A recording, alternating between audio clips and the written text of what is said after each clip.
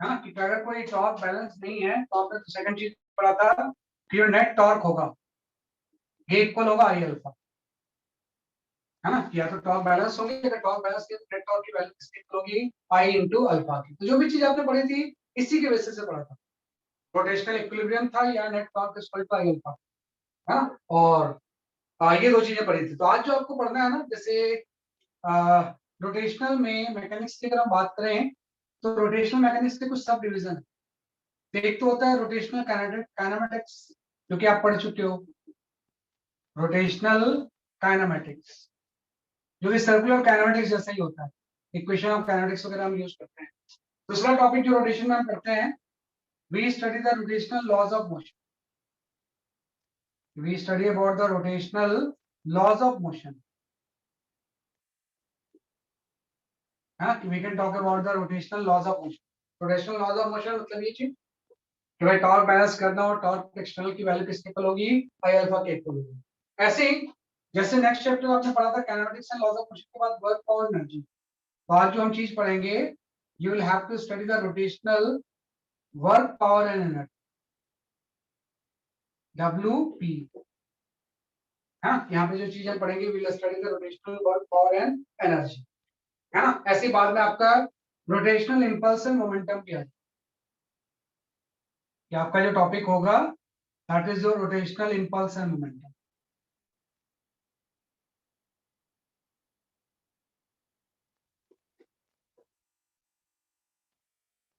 है ना। तो जो भी चीज आपने ट्रांसलेशन में पढ़ी थी ना, एज उसका काउंटर पार्ट हम रोटेशनल पढ़ते हैं, rotational kinematics, rotational laws of motion, rotational work power energy and rotational impulse and momentum. तो ये दोनों चीजें हम पढ़ चुके हैं। Now will study the rotational work power energy, या हम यहाँ पे जो टॉपिक पढ़ेंगे, will study the rotational work power and energy, है ना। तो हम रोटेशनल वर्क के बारे में आज डिस्कस करेंगे कि भाई रोटेशन के केस में हम किस तरह से वर्क की वैल्यू कैलकुलेट करेंगे, है ना। तो सबसे पहले मैं यहाँ पे बात करता हूँ रोटेशनल वर्क, रोटेशनल वर्क, हाँ। तो सिंपल चीज है, जैसे ट्रांसलेशनल वर्क होता था ना, कि जब भी आप सिंपल ट्रांसलेशनल वर्क लिखते थे तो ट्रांसलेशनल वर्क जो होता था वो फोर्स एंड डिस्प्लेसमेंट का डॉट प्रोडक्ट होता है, ये तो होता था आपका, हाँ। या अगर हम फोर्स वेरिएबल ले लें तो जो ट्रांसलेशनल वर्क की वैल्यू थी वो आपको उसको ऐसे लिखते थे, integration of F dot D S. अगर फोर्स वेरिएबल है तो फोर्स एंड डिस्प्लेसमेंट का डॉट प्रोडक्ट हो जाएगा, ये वर्क की वैल्यू है। वैसे अगर मैं रोटेशनल वर्क की बात करूँ, if I discuss the rotational work done, कि भाई रोटेशनल वर्क डन की वैल्यू क्या होती है, तो आपको पता है रोटेशनल वर्क डन में क्या होता है, फोर्स की जगह पे टॉर्क आ जाएगा, हाँ। यहाँ पे जो फोर्स का काउंटर पार्ट हो जाएगा वो क्या हो जाएगा, कि आपका टॉर्क, और डीएस की जगह पे डी थीटा आ जाएगा। यहाँ पे डॉट प्रोडक्ट के साथ हम क्या लगा देंगे, डी थीटा, हाँ। तो ये चीज है कि फोर्स की जगह पे आपका टॉर्क आ गया एंड डीएस की जगह पे क्या आ गया, जैसे कि आपका डी थीटा आ गया। तो ये आपकी चीज होती है rotational work done, integration of torque dot क्या हो जाएगा, जैसे कि आपका डी थीटा। तो जैसे रोटेशनल वर्क डन था वैसे हम रोटेशनल पावर भी डिस्कस कर सकते हैं। अगर मैं सिंपल पावर की बात करूं तो पावर जो होता है वो फोर्स एंड वेलोसिटी का डॉट प्रोडक्ट होता है। सिंपल पावर की अगर हम बात करें तो फोर्स एंड वेलोसिटी का क्या होता है, डॉट प्रोडक्ट।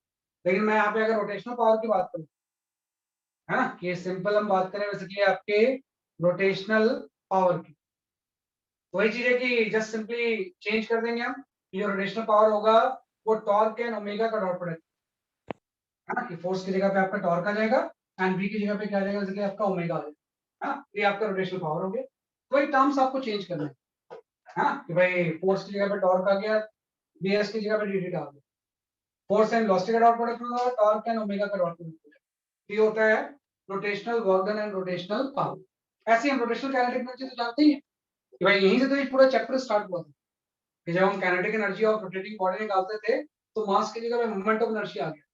तो अगर मैं यहाँ पे बात करूँ what is the rotational kinetic energy, if I talk about the what is the rotational kinetic energy,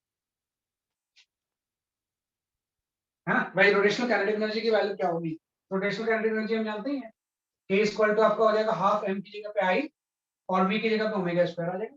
तो ये तीन टर्म्स है, वर्क, पावर एंड तीसरा टर्म आपका काइनेटिक एनर्जी आ गई, है ना, कि तीसरा टर्म क्या आ गया, जैसे कि आपका काइनेटिक एनर्जी। और वो भी बात है कि पूरे के पूरे वर्क एनर्जी चैप्टर में जो सबसे इंपॉर्टेंट थ्योरम है या सबसे इंपॉर्टेंट जो कंसेप्ट है वो होता है वर्क एनर्जी। हाँ, कि पूरे के पूरे इसमें अगर हम बात करें तो we can talk about the work energy theorem, है ना। तो वर्क एनर्जी थ्योरम हम जानते ही हैं कि भाई पूरे वर्क और एनर्जी चैप्टर को अगर डिफाइन करना है तो सिर्फ एक फॉर्मूला से हम सारे क्वेश्चन सॉल्व करते हैं, and that theorem is known as a work energy theorem. Work energy theorem, work energy theorem हम जानते ही हैं कि सारे वर्क डन का जो सम होगा कि भाई पूरे सिस्टम में बहुत सारे वर्क होंगे और सारे वर्क डन का जो सम होगा sigma W that will be equal to delta K, है ना। वे delta K change kinetic energy final minus kinetic energy initial, है। तो वही चीज है कि वर्क एनर्जी थ्योरम में क्या हो गया, सारे वर्क डन आप निकाल लोगे और यहाँ पे हम चेंजिंग काइनेटिक एनर्जी की बात करेंगे। तो जो ये काइनेटिक एनर्जी होगी, अगर हम प्योर रोटेशन की बात कर रहे हैं, if I talk about the कि अगर प्योर रोटेशन है तो ये काइनेटिक एनर्जी की जिसकी हम बात कर रहे हैं रोटेशनल काइनेटिक एनर्जी, हाँ, कि भाई सिंपल सा बोलेंगे in pure rotation, in pure rotation, कहीं पे अगर प्योर रोटेट कर रही है कोई चीज then kinetic energy will be the rotation, then kinetic energy will be rotational. Pure rotation के अगर हम बात करें तो काइनेटिक एनर्जी जो होगी वो कैसी होगी, जैसे कि आपकी रोटेशन होगी, work is equal to delta K होता है, डेल्टा के इक्वल टू हो जाएगा kinetic final minus kinetic initial, और अगर ये प्योर रोटेशन है तो काइनेटिक एनर्जी का नेचर कैसा होगा, rotational kinetic energy plus half I omega का स्क्वायर का डिफरेंस ले लेंगे। हाँ, वही चीज है कि पहले हम सिर्फ ट्रांसलेशन की बात करते थे, अब हम किसकी बात करेंगे, जैसे कि आपकी रोटेशन की बात, या हम किसकी बात करेंगे, जैसे कि आपके रोटेशनल काइनेटिक एनर्जी, है ना। एज फॉर एग्जांपल अगर मैं सारी चीजों का एग्जांपल लूं, मैंने क्या किया, जैसे यहाँ पे फर्स्ट पार्ट एग्जांपल 1 का अगर हम फर्स्ट पार्ट ले लें, एग्जांपल 1 में अगर हम फर्स्ट पार्ट ले लें तो सिंपल सा यहाँ पे क्या है, इस तरह से कोई वर्टिकल रॉड है, ये आपकी कोई वर्टिकल रॉड है और ये इस तरफ पे हिंज्ड है, है ना। यहाँ पे क्या है, वैसे कि आपका ये हिंज्ड है, ये वर्टिकल रॉड है और ये क्या है, वैसे कि आपका हिंज्ड है, तो ये वर्टिकल स्ट्रेस से रेस्ट पे है। जैसे मैं इसको स्लाइटली जर्क दूंगा, ये रोटेट करेगी ऐसे, और रोटेट करके सपोज ये हॉरिजॉन्टल पोजीशन में जाती है, ये सेम रॉड जो पहले वर्टिकल थी अब किस पोजीशन में जाती है, जैसे कि आपके हॉरिजॉन्टल में, इस तरह से आपकी रॉड थी और मैंने क्या किया, इसको जर्क देके इसको रोटेट करवा दिया, रोटेट करके हॉरिजॉन्टल पोजीशन में आ गई। तो जब ये हॉरिजॉन्टल पोजीशन में आ जाएगी तो आपको बताना है इसका ओमेगा कितना है, ना। भाई आपको ये बताना होता है कि what is the value of the omega, है ना। तो सिंपल सा बोलेंगे आपको ये निकालना है कि find out omega when rod become horizontal, when rod becomes horizontal, ये आपको निकालना है कि जब ये रॉड हॉरिजॉन्टल हो जाए तो उस टाइम ओमेगा की वैल्यू बेसिकली आपकी कितनी हो। तो सिंपल सा लॉजिक है, आप देखो कि इसमें हम यही वर्क एनर्जी थ्योरम लगाएंगे, सबसे पहले हम वर्क डन निकाल लेंगे और वर्क डन को किसके इक्वल पुट कर देंगे, चेंज इन काइनेटिक एनर्जी। और ध्यान रखो कि ये जो मोशन है ये प्योर रोटेशन, तो प्योर रोटेशन में सिर्फ हम काइनेटिक एनर्जी जो होती है वो रोटेशनल लेते हैं। तो जैसे आप इसको रिलीज करोगे यहाँ से, है ना, जैसे आप इसको रिलीज करोगे, पहले रेस्ट पे था, रेस्ट से ऐसे टर्न होगा तो यहाँ पे इसकी एंगुलर स्पीड ओमेगा कितनी होगी, और एक बार अगर ओमेगा आ गया तो किसी भी पॉइंट की हम लीनियर स्पीड निकाल सकते हैं, एक बार अगर ओमेगा आ गया तो किसी भी पॉइंट की हम क्या निकाल सकते हैं, आपकी लीनियर स्पीड। जैसे मैंने इसको जर्क किया तो आप सिर्फ सेंटर ऑफ मास की बात करोगे, जो कंटिन्यूअस बॉडी होती है उसमें सेंटर ऑफ मास का हम डिस्प्लेसमेंट लेते हैं, तो यहाँ से यहाँ गया सेंटर ऑफ मास, है ना। और इस रॉड की अगर मैं लेंथ एल ले लूं, रॉड की लेंथ कितनी है, वैसे कि आपकी एल है, तो हम इसमें वर्क एनर्जी थ्योरम यूज करेंगे। तो मैं बोलूंगा अगर इसका सेंटर ऑफ मास यहाँ से यहाँ आ गया तो सेंटर ऑफ मास का डिस्प्लेसमेंट एल बाई टू का हो गया, तो इसमें वेट ही तो वर्क कर रहा होगा, इस पूरे प्रोसेस में वेट ही तो वर्क कर रहा है, तो वर्क डन लिखेंगे हम यहाँ पे work done by the weight, वो आपका हो जाएगा mg into L by two, और कोई तो वर्क हो नहीं रहा है ना, कि जैसे मैं इसको सर्च किया तो वेट की वजह से तो नीचे जा रहा है, तो वेट डाउनवर्ड है और downward displacement L by to हो गया, तो फोर्स इनटू डिस्प्लेसमेंट क्या हो जाएगा, वर्क आ जाएगा, तो वेट की वजह से जो वर्क आ गया वो mg into L by two equal to change in kinetic energy. आपको पता है जब ये यहाँ पे पहुंचेगा तो उसकी काइनेटिक एनर्जी हो जाएगी हाफ पाई ओमेगा, और इनिशियल जीरो थी क्योंकि आपने रेस्ट से छोड़ा था, कि रेस्ट से रिलीज किया तो जब ये हॉरिजॉन्टल होगा तो कितनी ओमेगा होगी वो मुझे निकालना है। तो यही वर्क एनर्जी थ्योरम है। एलएचएस साइड पे हम वर्क लिखते हैं, आरएचएस साइड पे डिफरेंशियल काइनेटिक एनर्जी। और आई कितने लिखेंगे आपको पता है कि रॉड के एंड के अबाउट आई लिखना है। तो यहाँ से आई की जो वैल्यू होगी वो स्क्वायर बाई 3 होगी। यहाँ से आपका सिंपल आ गया mgl/2 is equal to half ml square by 3 into omega square है ना। यहाँ से आपका एम कैंसिल हो जाएगा और यहाँ से आपका एक एल भी कैंसिल हो गया, 2 भी कैंसिल हो गया। यहाँ से ओमेगा की वैल्यू आ जाएगी। तो जो ओमेगा की वैल्यू आ जाएगी आपकी वो आपकी अंडर रूट ऑफ 3g/l, ये आपका ओमेगा आ गया है ना। कि एंगुलर स्पीड की वैल्यू कितनी हो जाएगी कि आपके अंडर रूट ऑफ 3g/l, ये आपका आंसर आ गया कितने रेडियन पर सेकंड। हाँ, तो यही तरीका होता है कि work done is equal to change in kinetic energy. और अगर आपने ओमेगा एंड के अबाउट लिया है तो जो आई होगा वो भी किसके अबाउट लेंगे सकते हैं आपके एंड के। यहाँ से जब आप सॉल्व करोगे तो ओमेगा की वैल्यू कितनी आ जाएगी अंडर रूट ऑफ 3g/l। एक बार ओमेगा आ गया तो किसी भी पॉइंट के हम वी निकाल सकते हैं ना। किसी ने अगर आपसे ये पूछा कि ये तो आपने ओमेगा निकाला है ना, ये आपने क्या निकाला है बेसिकली आपका ओमेगा। तो आपको तो ओमेगा है, ओमेगा की वजह से ही प्योर रोटेशन में जो भी काइनेटिक एनर्जी होती है वो ओमेगा की वजह से ही होती है, अलग अलग थोड़ी होती है पूरी।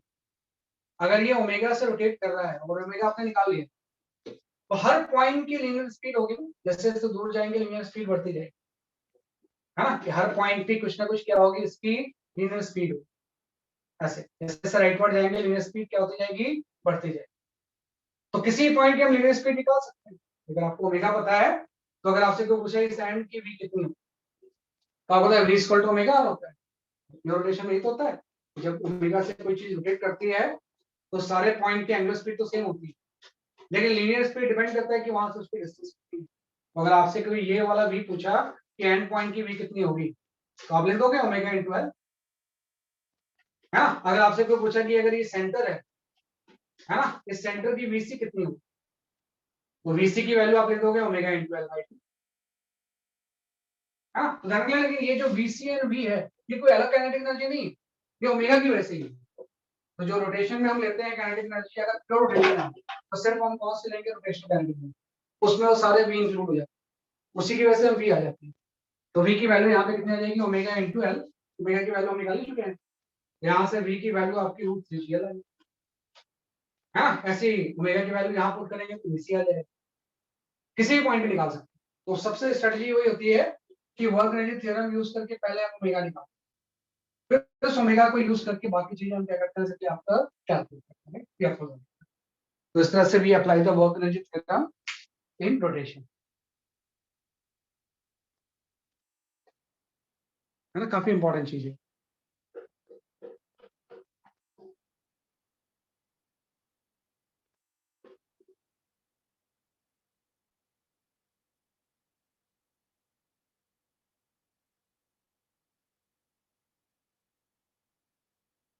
तो ये फर्स्ट पार्ट था, ऐसे सेकंड पार्ट और थर्ड पार्ट भी आता है।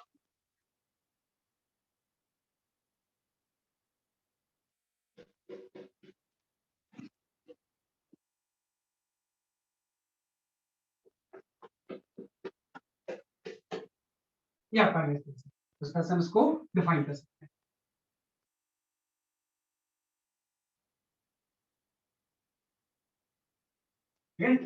इसके बाद हम आते हैं जो नेक्स्ट चीज आपकी इसी का जो सेकंड पार्ट है इसी क्वेश्चन का। भाई ये कोई रॉड है, इसका आपका आंसर आपको देना है। ये रॉड है, ये हिंज्ड है और ये वर्टिकल अभी रेस्ट है। तो जैसे हम इसको रिलीज करेंगे जब ये एंगल इस तरह से 60 डिग्री हो जाएगा, when this angle becomes 60 degree, find out omega. ये जब ये एंगल 60 डिग्री हो जाएगा तो ओमेगा की वैल्यू कितनी होगी। फर्स्ट सेकंड पार्ट में और थर्ड पार्ट में आपको ये बताना है जब ये रॉड इन्वर्टेड हो जाए, ऐसे रॉड थी यहां से हिंज था और जैसे आपने इसको छोड़ा ये वर्टिकली अपोजिट डायरेक्शन में गया, तो जब यहाँ पे पहुंचेगा तो इसकी ओमेगा कितनी है ना। तो वर्टिकल से 60 के एंगल पे और जस्ट अपोजिट में ओमेगा कितनी, कैलकुलेट कर लो जरा दोनों का आंसर। ये फर्स्ट पार्ट था, फर्स्ट पार्ट का ओमेगा हम निकाल चुके थे कि जब हॉरिजॉन्टल होगी तो ओमेगा की वैल्यू आपने निकाला अंडर रूट ऑफ 3g/। ऐसे सेकंड एंड थर्ड पार्ट का कैंसर होगा, चेक कर लो। by the using work energy theorem.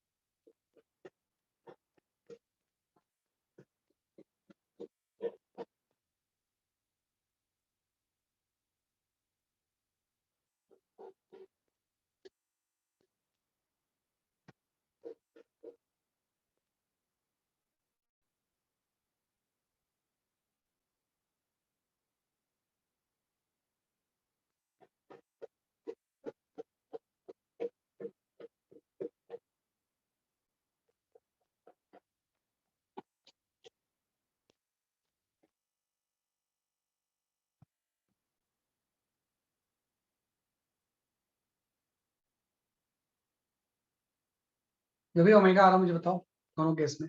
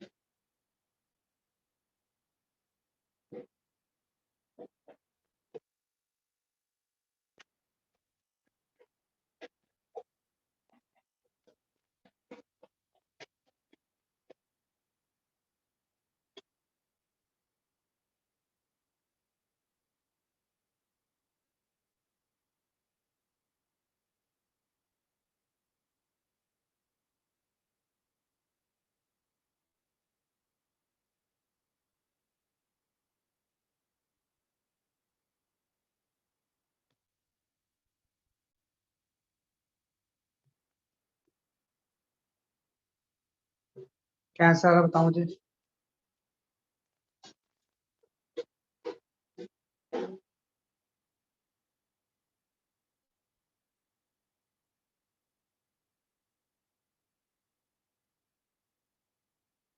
हाँ निहाल सही है आपका आंसर।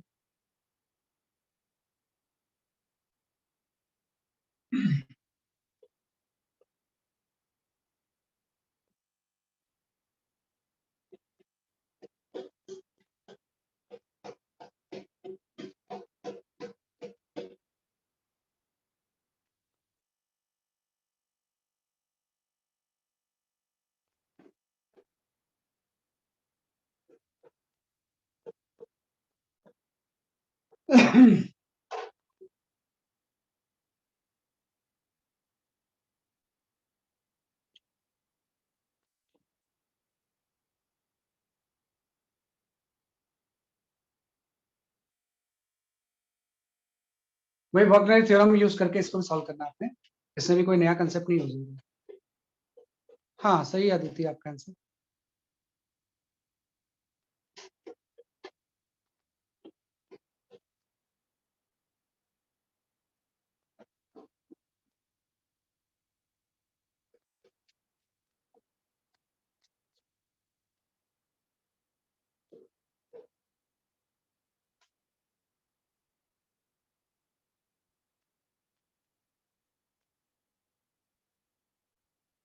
सही है।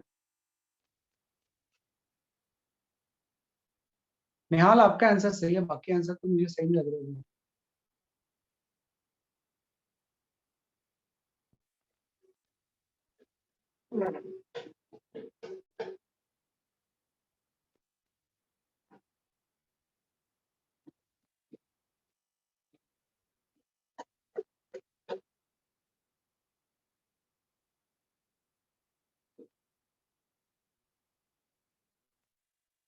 चलो मैं एक्सप्लेन करता हूँ इसे, है ना।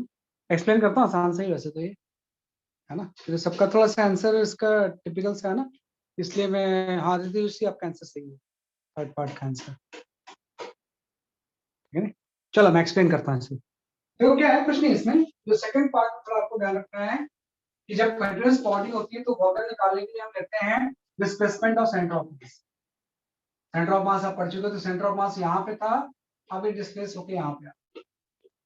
तो वर्टिकल डिस्प्लेसमेंट सिर्फ इसका इतना हुआ ना, ये तो डिस्प्लेस हुआ इसका, है ना, सेंटर ऑफ मास यहाँ से यहाँ आ गया, वर्टिकल डिस्प्लेसमेंट इतने अमाउंट आप निकाल लोगे, तो आपको क्या है कि ये डिस्टेंस अगर L/2 है, इसका हाइपोटेनस, तो इसका बेस जो होगा वो L/2 cos 60 हो जाएगा, ये तो हो जाएगा L/2 cos 60, और ये पूरा L/2 था, तो ये जो डिस्टेंस होगी ये L/2 minus L/2 cos 60, understand, हाँ, क्योंकि अगर ये L/2 है तो ये डिस्टेंस L/2 cos 60 होगी, ये पूरा L/2 था, तो displacement L/2 minus L/2 cos 60। तो जब हम वर्क में वेट लेंगे तो वेट इनटू वर्टिकल डिस्प्लेसमेंट, तो हम लिखेंगे mg इनटू ये डिस्प्लेसमेंट, ये डिस्प्लेसमेंट मेरे ख्याल से आपका L/4, हाँ, तो ये वर्क हो गया, equal to change in kinetic energy, change in kinetic energy जो होगी वो आपकी हो जाएगी हाफ I ओमेगा, हाँ, ये चेंज इन काइनेटिक एनर्जी हो जाएगी कितनी लिख सकते हैं आपकी हाफ I ओमेगा स्क्वायर, और I की वैल्यू आपको पता है, I की वैल्यू की अगर मैं बात करूं तो I की जो वैल्यू होगी वो ml स्क्वायर बाय 3, हाँ, I की वैल्यू कितने जगह से आपकी ml स्क्वायर बाय, तो इससे आप सॉल्व कर लोगे, तो इससे ओमेगा की वैल्यू आ जाएगी, क्योंकि एंड के अबाउट I तो उतना ही रहेगा चाहे जहां पे भी हो, है ना, एंड के अबाउट परपेंडिकुलर अगर हो तो I की वैल्यू तो ml स्क्वायर बाय 3 होगी, हाँ, तो इससे आप सॉल्व करोगे, तो इससे सॉल्व करोगे तो ओमेगा की वैल्यू आपकी आ जाएगी, ओमेगा की वैल्यू आ जाएगी अंडर रूट ऑफ 3g/12, हाँ, इससे जो ओमेगा की वैल्यू आएगी under root of 3g/12 radian पर सेकंड आ जाएगी, हाँ, ये तो एकदम आसान है, पहले इसका सेंटर ऑफ मास यहाँ पे था, अब इसका सेंटर ऑफ मास यहाँ पे है, तो सेंटर ऑफ मास यहाँ से यहाँ शिफ्ट हो गया है, लेकिन आपको तो इस डिस्टेंस से मतलब होता है ना, ये पूरी डिस्टेंस तो सिर्फ वैल्यू होगी, L/2 पहले ऊपर था, L/2 नीचे है, टोटल वर्टिकल डिस्प्लेसमेंट L हो गया है, हम लिख लेंगे कि वॉल्यूम बाय द वेट जो होगा वो mgl हो जाएगा, equal to change in kinetic energy half I omega square minus 0, I की वैल्यू सेम वही ml स्क्वायर बाय 3, तो ओमेगा की जो वैल्यू आ जाएगी 1/√ऑफ 6g/L, आपका गया, तो हर केस में ओमेगा हम निकाल सकते हैं कहीं, रॉड की किसी पोजीशन में अगर रेस्ट से आपने छोड़ा तो किसी पोजीशन में ओमेगा निकाल सकते हैं, work done is equal to किससे, चेंज इन काइनेटिक एनर्जी, ये तो इस तरह से इसको कैलकुलेट करेंगे, वर्क एनर्जी थ्योरम इस तरह से इसको क्या करेंगे, अप्लाई करेंगे, ये आपका आंसर सही था। चलो इसके बाद आते हैं एक बहुत इंपॉर्टेंट क्वेश्चन, उसी से ये पूरा कंसेप्ट रिवाइज हुआ है, जो भी अभी तक आपने रोटेशन किया, एक ही क्वेश्चन से, मैंने एक सिंगल क्वेश्चन है जिससे कि पूरे कंसेप्ट अभी तक जो आपने पढ़े वो रिवाइज, हाँ, उसका बस आंसर आप थोड़ा सा आराम से, कोई जल्दबाजी नहीं है, आराम से सॉल्व करके उसके 3 पार्ट के आप आंसर दो, हाँ, कि उसके तीनों पार्ट के हम क्या करेंगे, इसके आपके आंसर करेंगे, तो क्या होता है कि इस तरह से कोई रॉड यहाँ पे हिंज, ऐसे ये ऐसा, इस तरह से कोई रॉड हिंज, है ना, और आपने यहाँ पे स्ट्रिंग रख लिया ऐसे, स्ट्रिंग से अटैच है, तो रॉड अभी इक्विलिब्रियम में, ये रॉड क्या है बेसिकली आपका, अभी क्या है बेसिकली आपका इक्विलिब्रियम में, तो जब इक्विलिब्रियम में होगा तो उसमें 3 फोर्स समझेगा, एक तो आपका वेट लगेगा इसमें, एक आपका यहाँ पे नॉर्मल फोर्स लगता है ना, इसको मैं NY लिख दे रहा हूँ, और एक आपका इसमें टेंशन, एन ही लिख दो, 3 फोर्स होंगे, वेट, टेंशन एंड नॉर्मल, है ना, तो इसके 3 पार्ट क्वेश्चन ये हैं, सबसे पहला पार्ट इसका ये है, सबसे फर्स्ट पार्ट अगर हम लिखें, फर्स्ट पार्ट में आपसे ये पूछा हुआ है कि find out normal force and when rod is stationary, rod is stationary, rod जब स्टेशनरी होगी तो नॉर्मल फोर्स की वैल्यू कितनी होगी, फर्स्ट पार्ट में, एंड सेकंड पार्ट है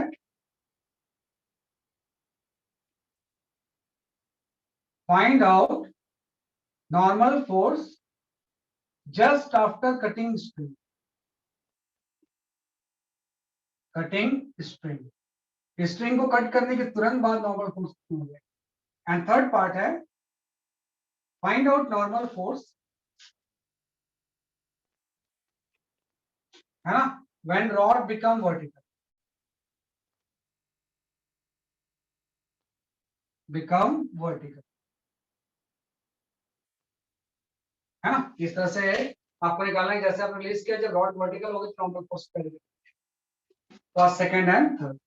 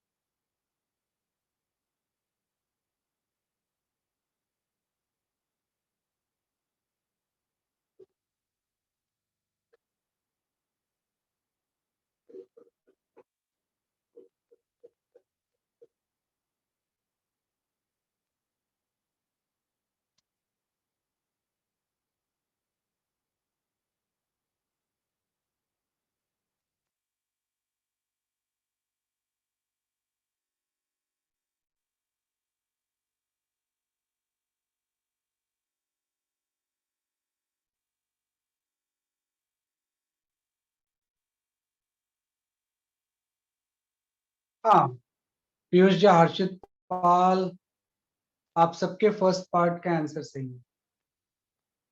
दक्ष, हर्षित, पीयूष, आपका फर्स्ट पार्ट का आंसर सही है। निहाल, आपका भी सही है, फर्स्ट पार्ट का आंसर सही है।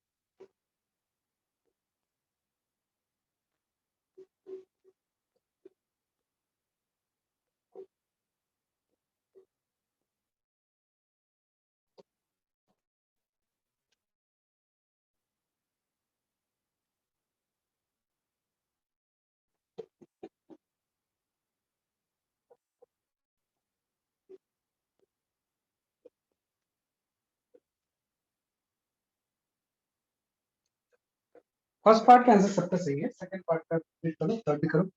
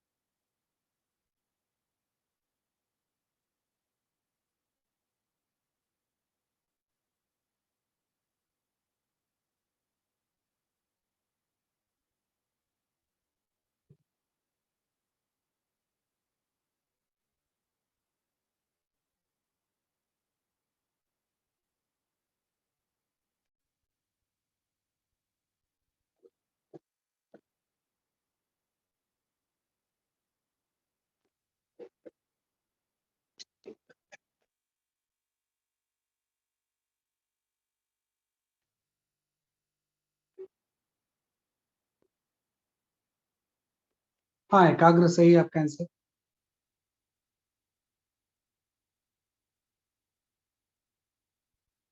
फर्स्ट पार्ट का तो सबका सही है, सेकंड पार्ट नहीं आया किसी का। हाँ, निहाल सेकंड पार्ट सही है।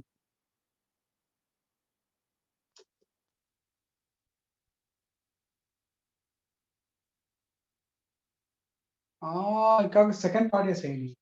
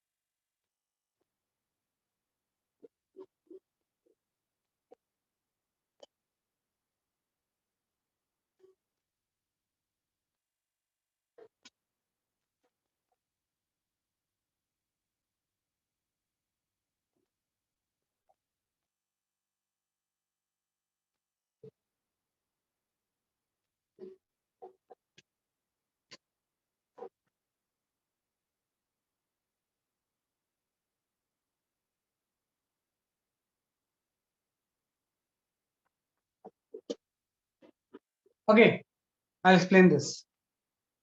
है ना, मैं एक्सप्लेन करता हूँ, आप थोड़ा ध्यान दो। देखो कुछ नहीं, जब फर्स्ट पार्ट आप सॉल्व करोगे कि जब इक्विलिब्रियम में था तो एकदम आसान है भाई। आप जब सॉल्व करोगे फर्स्ट पार्ट को तो हम इजिली कर सकते हैं, वो mg/2 होगा। है ना, फर्स्ट पार्ट को सॉल्व हम इजिली कर सकते हैं। ये आंसर कितना देगा फर्स्ट पार्ट का?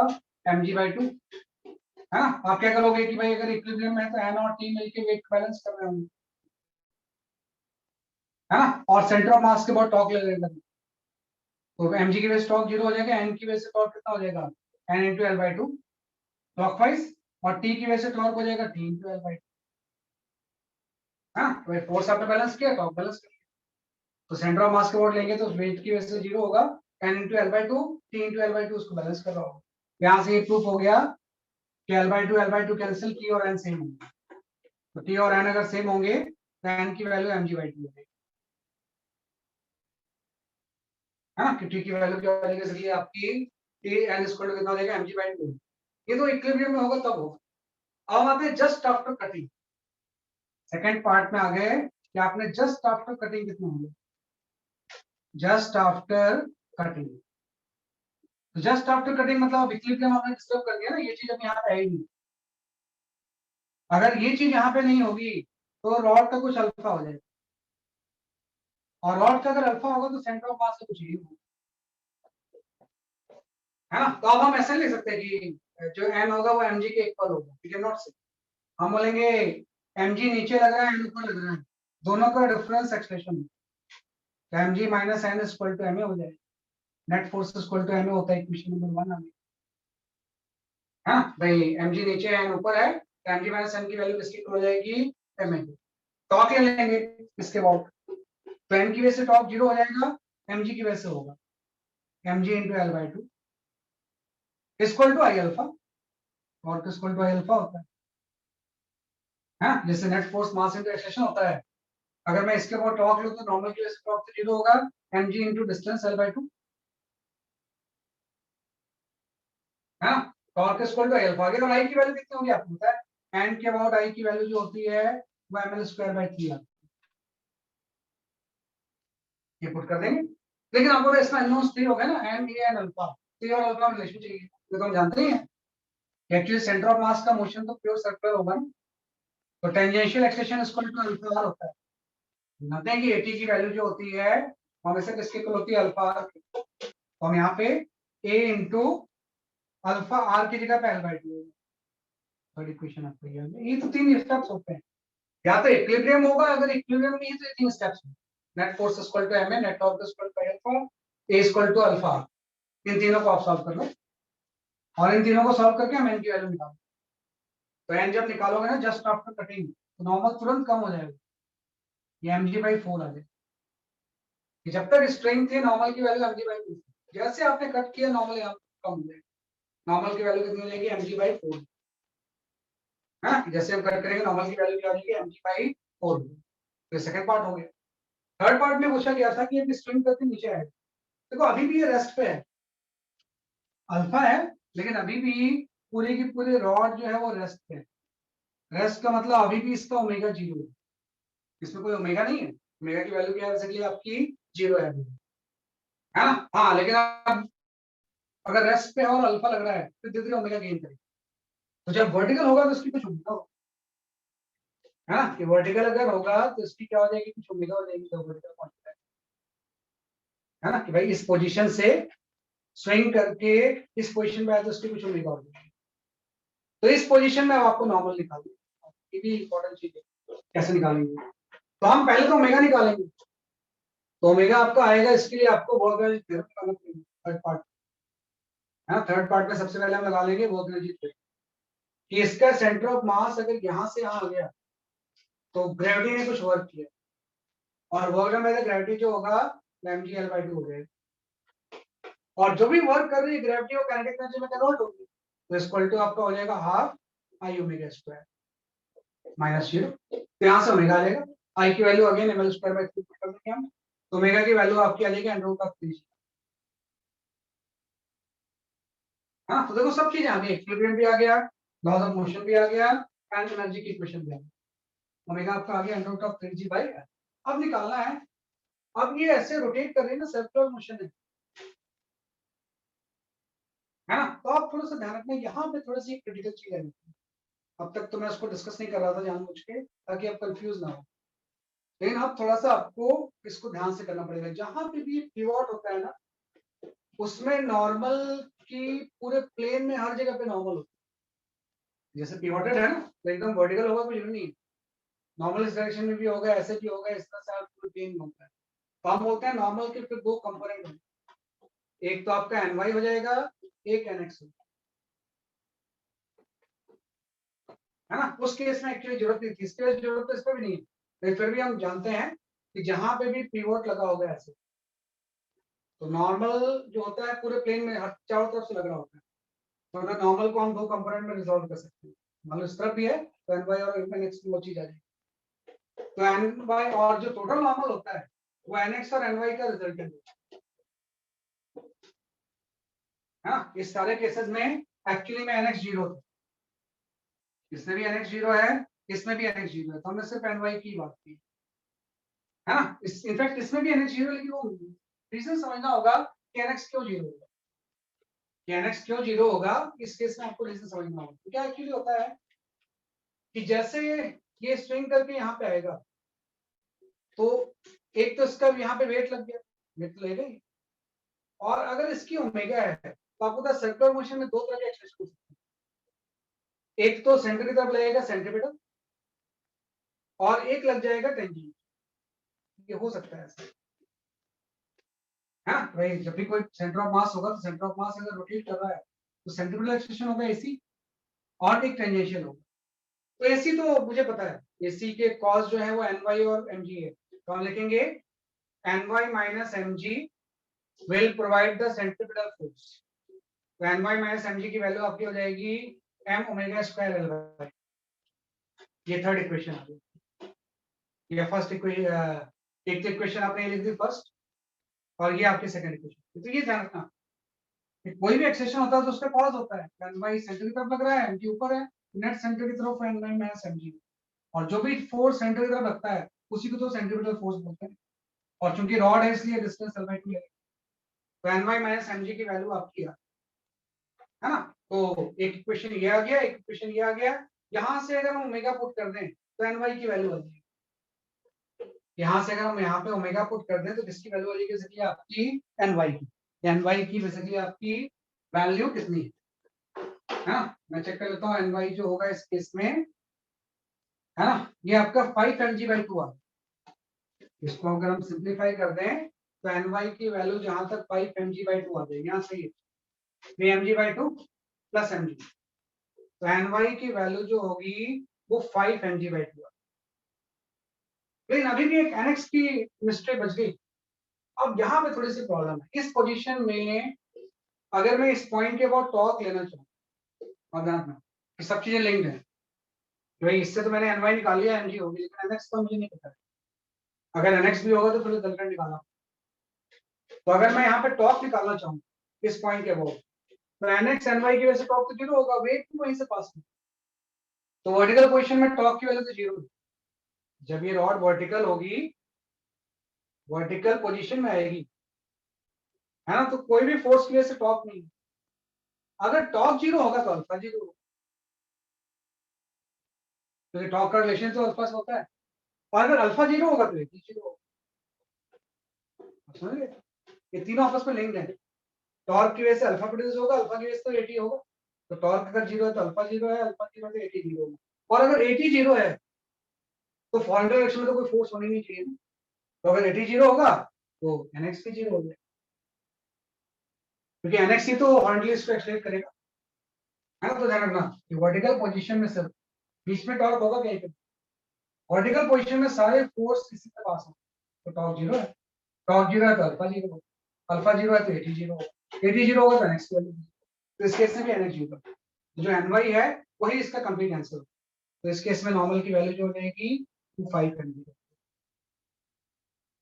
ये आपका आंसर है। तो पहले पार्ट का आंसर है mg/2, जब स्ट्रेन लगी हुई थी, जैसे आपने कट किया उसी इंस्टेंट में वहीं पे ये आ जाएगा, क्योंकि ओमेगा जीरो है इसलिए कोई सेंटीमीटर की हमने बात ही नहीं, है ना। जब स्ट्रिंग करके आएगा तो कुछ ओमेगा हो जाएगा, तो आपने वर्क एनर्जी थ्योरम से ओमेगा निकाल सर ये लिया। सेकंड वाली इक्वेशन एक और बार बता दो। कौन सी इक्वेशन, ये वाली? Yes sir. देखो इसमें कुछ नहीं बेटा, जब भी कोई सर्कुलर मोशन होता है और अगर वो ओमेगा से रोटेट कर रहा है तो सेंट्रीपिटल फोर्स तो चाहिए होता है ना। तो सेंट्रीपिटल फोर्स, कोई ना कोई फोर्स ऐसे सेंट्रीपिटल फोर्स की तरह एक्ट कर रहे होती है। तो अगर इसका centre of mass circular motion में है इस पोजीशन में, तो कोई ना कोई फोर्स सेंटर की तरफ लग रहे हैं, तो सेंटर की तरफ नेट फोर्स कितना लग रहा है? एक तो एनवाई लग रहा है और एमजी उससे अवे है, तो नेट फोर्स सेंटर की तरफ एनवाई माइनस एमजी, और यही नेट फोर्स क्या होगा? Centripetal force. तो सेंट्रीपिटल फोर्स यही तो होता है ना। तो ये जो इक्वेशन है किसकी है? Centripetal force. कि भाई कोई भी सर्कुलर मोशन अगर ओमेगा से रोटेट कर रही है तो उसमें सेंट्रीपिटल फोर्स तो चाहिए, और different different forces centripetal force provide करते हैं। जो भी सेंटर की तरफ फोर्स लग रहा होता है वो सेंट्रीपिटल फोर्स होता है। वो एम वाई सेंटर की तरफ है, एम जी अवे है, नेट सेंटर की तरफ फोर्स आती है, और ये इक्वल होता है एम ओमेगा स्क्वायर आर के। आर की जगह पे आप सेंटर ऑफ मास के टर्म्स में बात करोगे तो एल बाई टी है ना, और फिर ओमेगा यहाँ पुट कर दिया तो एन बाई, और जो फोर्स टेंजेंट की तरफ लगता है वो टेंजेंशियल होता है, डायरेक्ट टेंजेंशियल फोर्स, क्योंकि टॉप जीरो है तो अल्फा जीरो है, अल्फा जीरो तो एटी जीरो होगा, एटी जीरो है तो एनएस जीरो होगा। इसमें रखना एसी जो है वो सेंट्रीपिटल एक्सेस,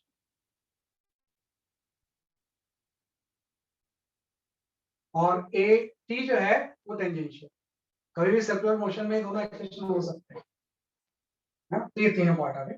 जब वर्टिकल होगा तो नॉर्मल की वैल्यू एमजी, ये काफी इंपॉर्टेंट क्वेश्चन, जो भी अभी तक आपने पढ़ा है वो इसी क्वेश्चन से समराइज होता है ना, लिख लो आपसे।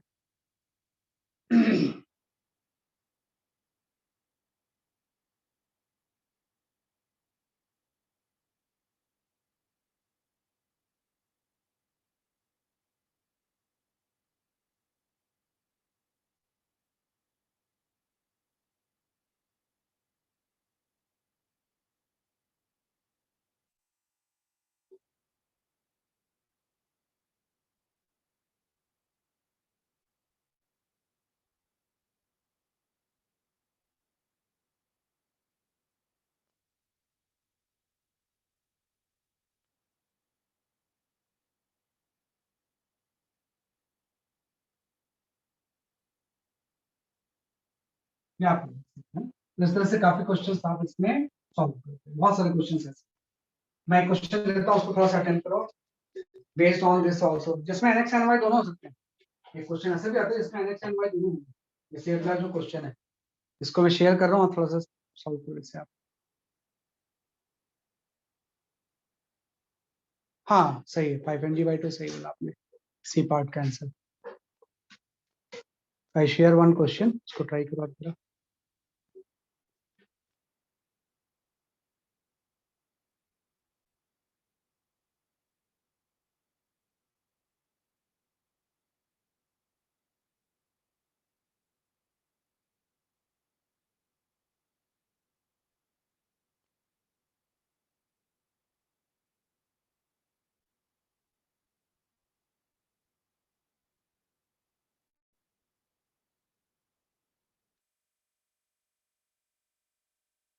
Okay, you can go for this question.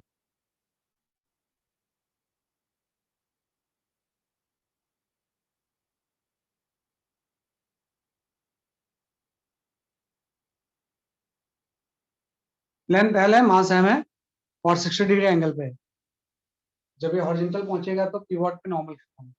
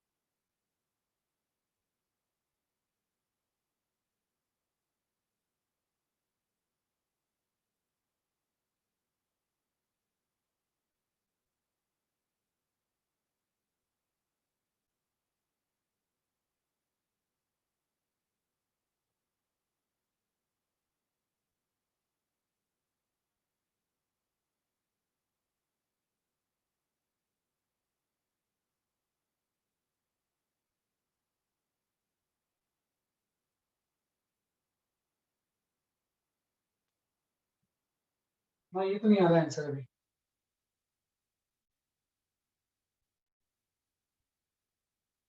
सब लगेगा इसमें भी, वर्कनरी थ्योरम से लेके आगे।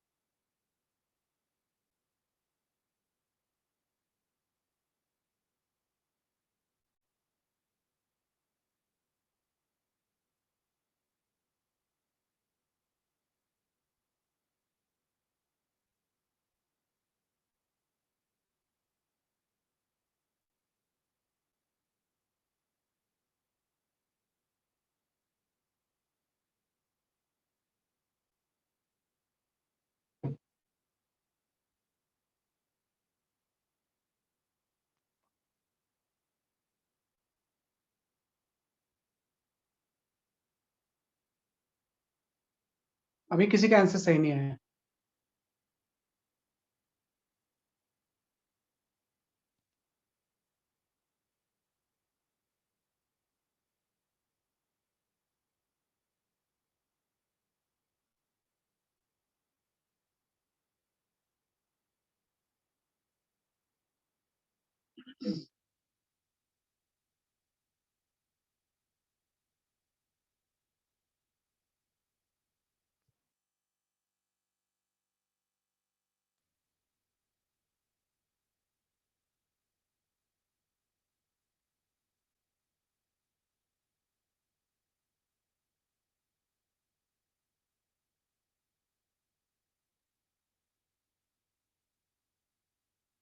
हाँ, ये आंसर नहीं आ रहा।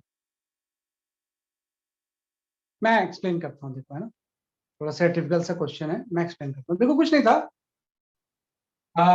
ये रस पे था अभी, है ना, ये अभी ये क्या था, बेसिकली आपका रस पे था, है ना, और रस से आप रिलीज करोगे तो जब ये प्लैंक इस तरह से हॉरिजॉन्टल हो जाएगा, तो आपको बताना है इस केस में जब ये हॉरिजॉन्टल हो जाएगा, इस तरह से स्विंग करके सेंटर ऑफ मास आएगा, और जब ये इस तरह से हॉरिजॉन्टल हो जाएगा तो उस टाइम यहाँ पे नॉर्मल फोर्स है ना। तो अभी आप इस चीज को आप ध्यान दो कि जब ये यहाँ पे पहुंचेगा तो नॉर्मल दोनों हो सकता है, एनएक्स भी हो सकता है और एनवाई भी हो सकता है। एनएक्स एंड एनवाई का रिजल्टेंट जो होगा वो नॉर्मल होगा। हो सकता है कोई इसमें चीज जीरो हो तो उसको जीरो बाद में आ ले लेंगे, लेकिन स्टार्टिंग में एनएक्स एनवाई पूरा जीरो। अब इस पोजीशन में आपको पता है इसका कुछ वेट लग रहा होगा, हाँ, तीन ही फोर्स तो होंगे, एनएक्स एनवाई एंड वेट। और आपको पता है रेस्ट से रिलीज होकर कुछ चेंज किया इसने, यहाँ पे इसका कुछ अल्फा भी होगा एज वेल एज कुछ ओमेगा भी, अल्फा भी होगा एज वेल एज क्या होगा, इसलिए आपका ओमेगा भी, है ना। तो आपको पता है कि अगर अल्फा है तो इसका कुछ टेंजेंशियल एक्सेशन भी होगा 80, और अगर ओमेगा है तो उसका कुछ सेंट्रिपेटल एक्सेशन भी ऐसे, है ना, क्योंकि टेंजेंशियल एक्सेशन हमेशा अल्फा की वजह से होता है और सेंट्रिपेटल एक्सेशन किसकी वजह से होता है, ड्यू टू ओमेगा।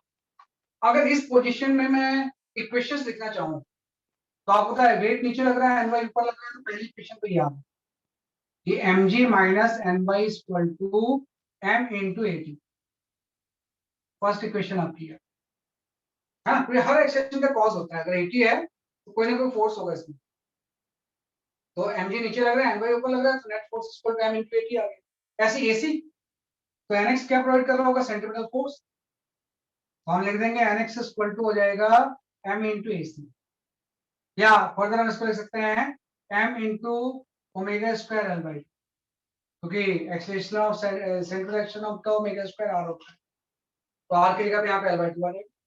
तो सेकंड इक्वेशन आपकी आ गई, हाँ, सेकंड इक्वेशन के आगे इसलिए आपकी आ गई, तो फोर्स इक्वेशन हाँ, कि भाई net force equal to MAT, net ये एनएक्स इक्वल टू आपका ही आ गया, है ना। ऐसे आप लोग ध्यान दो, उसमें टॉर्क की इक्वेशन आ जाएगी इस पॉइंट के बाद, तो एनएक्स एंड एनवाई की वजह से टॉर्क जीरो होगा, एमजी की वजह से टॉर्क होगा, तो टॉर्क हो जाएगा MG into L by two equal to I alpha, और आई की वैल्यू इस केस में वही है, प्लैंक और रॉड सेम चीज होती है, तो आई की वैल्यू हो जाएगी एम एल स्क्वायर बाई, तो यहाँ पुट कर दोगे आप, तो ये आपकी इक्वेशन नंबर 3 है। तीन इक्वेशंस आगे, लेकिन इससे सॉल्व नहीं होगा ना, एक आपका एटी और अल्फा में रिलेशन क्या होगा, तो एक इक्वेशन आपका आगे AT equal to alpha L by two, fourth equation आ गई। ये नंबर ऑफ अननोन्स तो इसमें ज्यादा है ना, AT N Y N X A C four N alpha, 5 unknowns है पर इक्वेशन से 4 है, first second third and fourth, तो एक एनर्जी की इक्वेशन आ जाएगी ना, भाई ओमेगा आप कैसे निकालोगे, यहाँ से यहाँ तक जाएगा तो कुछ वर्क होगा, और वर्क की जो वैल्यू होगी वो इतनी डिस्प्लेसमेंट की वजह से होगी, और ये डिस्प्लेसमेंट आ जाएगा एल बाई टू कॉस 60, तो हम यहाँ पे डब्ल्यू लगा देंगे, वर्क एनर्जी थ्योरम, है ना, कि फिफ्थ इक्वेशन के लिए हम क्या लगा देंगे, वर्क एनर्जी थ्योरम, तो वर्क एनर्जी थ्योरम लगाओगे तो वर्क बाय द वेट कितना हो जाएगा, mg into l by 2 cos equal to change in kinetic energy half I omega square minus 0, equation number 5। अब इस 5 इक्वेशन को हम सॉल्व करेंगे तो आपको nx भी आ जाएगा ny भी आ जाएगा, है ना, और जो टोटल नॉर्मल होगा उन दोनों का रिजल्टेंट होगा, टोटल नॉर्मल की वैल्यू क्या आ जाएगी, nx स्क्वायर प्लस ny, है ना। तो अगर हमें कि ये जो पहली तो इक्वेशन थी, है ना, कि पहली जो आपकी ये इक्वेशन थी, एक ये इक्वेशन फर्स्ट और एक आपका थर्ड और एक फोर्थ, इनको सॉल्व करके आपका एन वाई आ जाएगा। और ये वाली इक्वेशन से ओमेगा निकाल के अगर आप यहाँ पुट कर देंगे तो इससे एनएक्स आ जाएगा। वहां से ओमेगा आएगी, ओमेगा की वैल्यू अगर यहाँ पुट कर देंगे तो एनएक्स आ जाएगा। और इन तीन इक्वेशन को सॉल्व करेंगे तो आपका एन वाई आ जाएगा। तो नेट रिजल्टेंट उन दोनों का आ जाएगा। तो इस तरह से करना पड़ेगा। हाँ, तो ध्यान रखना इसमें। भाई हर एक्सलेशन का कॉस कोई नेट फोर्स होगा और हर एंगुलर एक्सलेशन का कॉस कोई नेट टॉर्क होगा और फिर बाकी सब रिलेशंस है। तो अब आप सॉल्व कर सकते हो उसको। देखो क्या आंसर आ रहा है। ये भी काफी इंपॉर्टेंट क्वेश्चन है।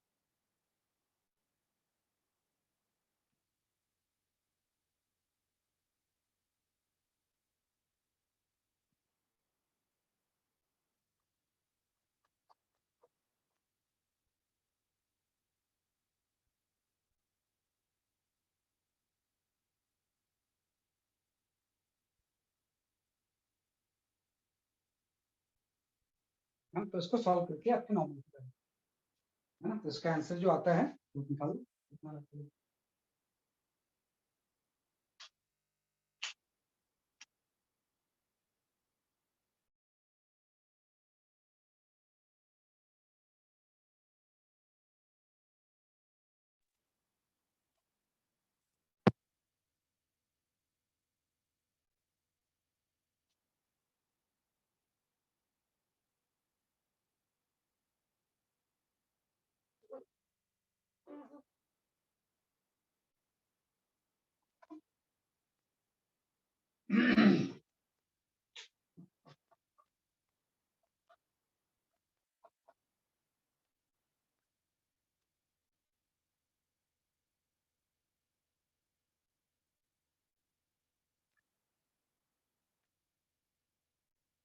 है ना। तो मेरे पास जो आंसर है वो इस टर्म्स में दिया हुआ है आपको, है ना।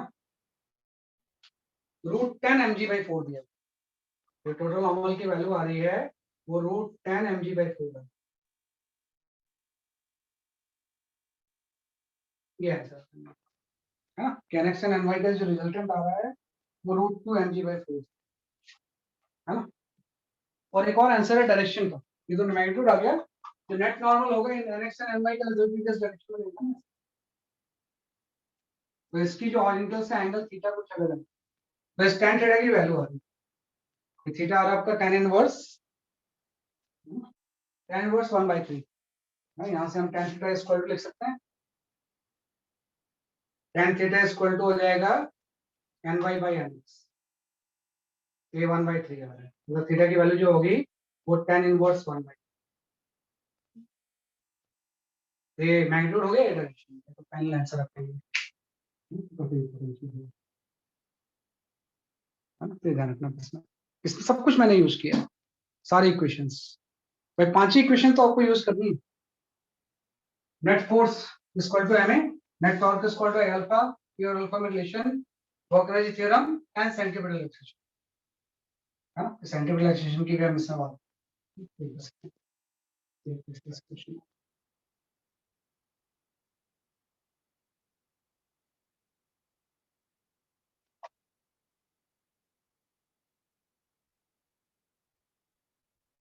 आप ठीक से चेक कर लो, मेरे पास तो आंसर यही दिया हुआ है। एक मिनट चेक कर लेना आप, है ना। आंसर यही है शायद।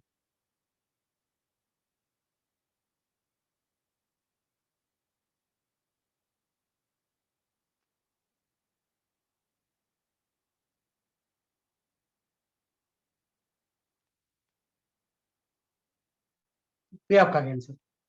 चलो नेक्स्ट क्वेश्चन पे आते हैं।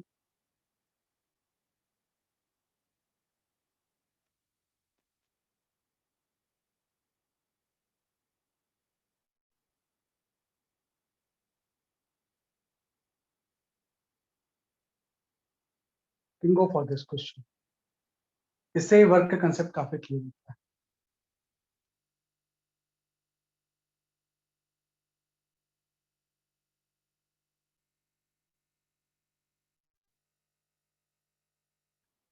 हाँ, ये सही आंसर है. You can solve this question. ये अच्छा है.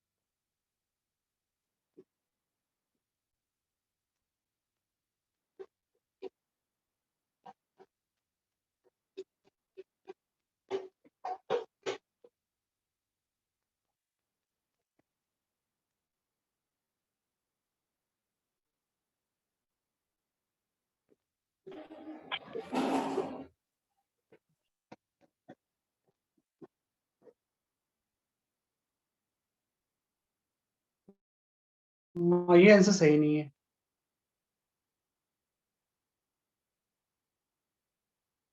हाँ, आप सही है. Now this answer is correct. Nehal, अभी जो आपने आंसर भेजा बाद में उसमें.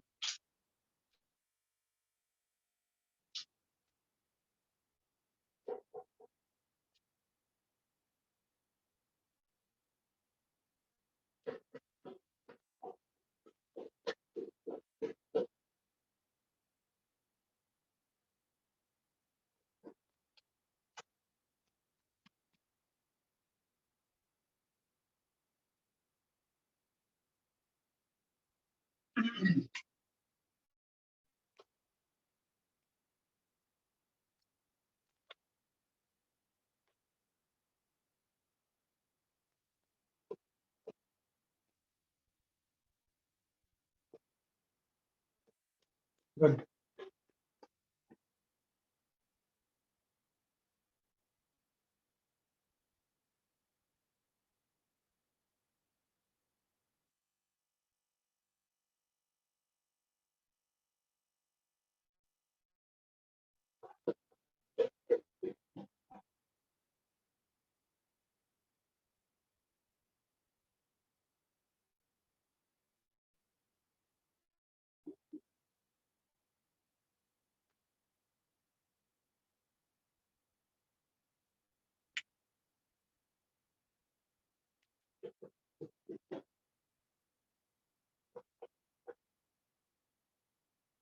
हाँ, Ashish, your answer is correct.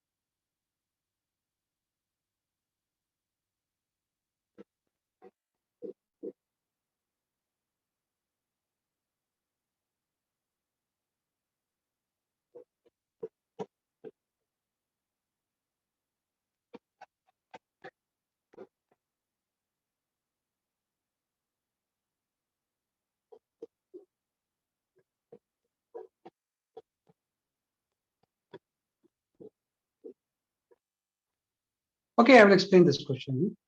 मैं एक्सप्लेन करता हूँ. This is going to be the last question. देखो कुछ नहीं था, आपको इसमें दिया हुआ था कि एक सेम पुली है, आइडेंटिकल पुलीज है. इनर सर्किल पे अगर आप फोर्स लगाओगे और एक केस में आपने आउटर में फोर्स लगाया 40 सेकंड, 30 सेकंड में रोटेट कर जाएगा. तो पहले केस में अगर वर्क हुआ 30 सेकंड में W1 और सेकंड केस में अगर W2 वर्क हुआ सेम 30 सेकंड पे फोर्स लगाने के लिए. फर्क दोनों में वही है कि इनर सर्कमफ्रेंस में फोर्स लगाया, आउटर में लगाया है. तो W1 और W2 का रेशियो. तो पहले तो हम ये फॉर्मूला लिखेंगे. तो वर्क होता क्या है रोटेशनल. रोटेशनल वर्क होता है टॉर्क इनटू एंगुलर डिस्प्लेसमेंट. ये होता है टॉर्क और एंगुलर डिस्प्लेसमेंट का डॉट प्रोडक्ट. और दोनों अगर सेम सेंस में हो तो ये डॉट यहां से हट जाएगा. सिंपल टॉर्क इनटू क्या हो जाएगा, एंगुलर डिस्प्लेसमेंट. और एंगुलर डिस्प्लेसमेंट हम कैसे निकालेंगे, याद रखना. एंगुलर डिस्प्लेसमेंट हम इक्वेशन से निकालेंगे. तो जैसे आप यहाँ पे फोर्स लगाओगे इस केस में कुछ टॉर्क होगा और टॉर्क की वजह से इसमें कुछ अल्फा मिलेगा. इस केस में अल्फा 1 होता है, इस केस में अल्फा 2 होता है. हाँ, इस केस में क्या होता है, जैसे कि आपका अल्फा 2 है. हाँ, और अल्फा की वजह से तो उसका डिस्प्लेसमेंट होगा. एंगुलर डिस्प्लेसमेंट के लिए हम ये फॉर्मूला यूज करेंगे. Delta theta is equal to omega naught T plus half alpha T square. तो चूंकि ओमेगा नॉट तो 0 था, रेस्ट से स्टार्ट हुआ था. ओमेगा नॉट अगर 0 है तो एंगुलर डिस्प्लेसमेंट की वैल्यू को ये फॉर्मूला हम यूज करेंगे हाफ अल्फा इनटू टी. दो फॉर्मूला यूज होगा इसमें. हाँ, कि भाई वोल्टेज स्क्वायर ये होता है, डेल्टा थीटा की वैल्यू. हाँ, और अल्फा की value alpha is equal to होता है torque upon moment of inertia. हाँ, तो मैं अब यहाँ पे देखता हूँ. जैसे फर्स्ट केस में W1 निकालता हूँ तो W1 में क्या होगा, आप लिखोगे W1 की वैल्यू हो जाएगी टॉर्क 1 इनटू एंगुलर डिस्प्लेसमेंट 1. अब यहाँ पे टॉर्क 1 को आप ऐसे छोड़ दो. एंगुलर डिस्प्लेसमेंट 1 की जगह पे आप लिख दोगे half alpha 1 into T square. फिर आप टॉर्क 1 को ऐसे छोड़ दो. अल्फा की जगह पे हम लिख देंगे torque 1 upon moment of inertia. हाँ, ये हो जाएगा torque 1 into moment of inertia into T square. ये W1 हो गया. ऐसे W2 जब निकालोगे तो सेकंड केस में टॉर्क अलग है, एंगुलर डिस्प्लेसमेंट भी अलग होगा सेम टाइम में. तो अल्टीमेटली टॉर्क 2 तो ऐसे हो जाएगा, ये चीज हो जाएगी half alpha 2 into T square. और अल्फा 2 की वैल्यू भी वही आ जाएगी half torque 2 by moment of inertia. दोनों में मोमेंट ऑफ इनर्शिया तो सेम ही है ना, क्योंकि आइडेंटिकल है दोनों. तो सेंटर का तो हाइस क्या होगा, सेम होगा. तो अब इन दोनों का रेशियो निकालो. तो जैसे मैं इन दोनों का रेशियो निकालूंगा बहुत सारे टर्म्स को कैंसिल हो जाएंगे. हाँ, आपको ना यहाँ से हाफ कैंसिल हो गया, टाइम इंटरवल भी कैंसिल हो गया एंड ये मोमेंटम इनर्शिया भी कैंसिल. तो अल्टीमेटली यहाँ से यही तो बच गया टॉर्क 1 का स्क्वायर बाय टॉर्क 2 का स्क्वायर. मतलब W1 और W2 का रेशियो जो होगा टॉर्क 1 और टॉर्क 2 के स्क्वायर के इक्वल. और टॉर्क क्या होता है, फोर्स इनटू परपेंडिकुलर डिस्टेंस. तो फर्स्ट केस में फोर्स तो F लग रहा था लेकिन इनर में लग रहा था. तो टॉर्क 1 की वैल्यू हो जाएगी F इनटू. सेकंड केस में फोर्स आउटर पे लगा, जो टॉर्क 2 होगा वो F इनटू B होगा. हाँ, तो यहाँ पुट करेंगे तो F भी कैंसिल हो जाएंगे. अल्टीमेटली आपका रेशियो जो आएगा वो A square by B square. तो W1 और W2 का रेशियो होगा वो A square by B square. ये हम डिस्कस करते हैं. ठीक है, तो दैट्स ऑल फॉर टुडे। आज हमने पढ़ा rotational work and energy. Next class में will study the rotational impulse and momentum. हाँ, जैसे आपने काइनेमेटिक्स पढ़ा, लॉज ऑफ मोशन पढ़ा, एनर्जी के बारे में पढ़ा, अब हम इंपल्स एंड मोमेंटम के बारे में। उसके बाद फिर रोलिंग मोशन स्टार्ट है ना। उसके बाद एक बार मैं इंपल्स एंड मोमेंटम जब खत्म कर लूंगा ना, तो फिर एक हायर लेवल क्वेश्चंस की प्रैक्टिस क्लास, जिसमें सिर्फ हायर लेवल क्वेश्चंस प्रैक्टिस, तो उससे आपका अपने आप सारी चीजें रिवाइज अच्छे लेवल पे, है ना। तो इसके लिए आप रिवाइज करते रहना, right. That's all for today, bye bye.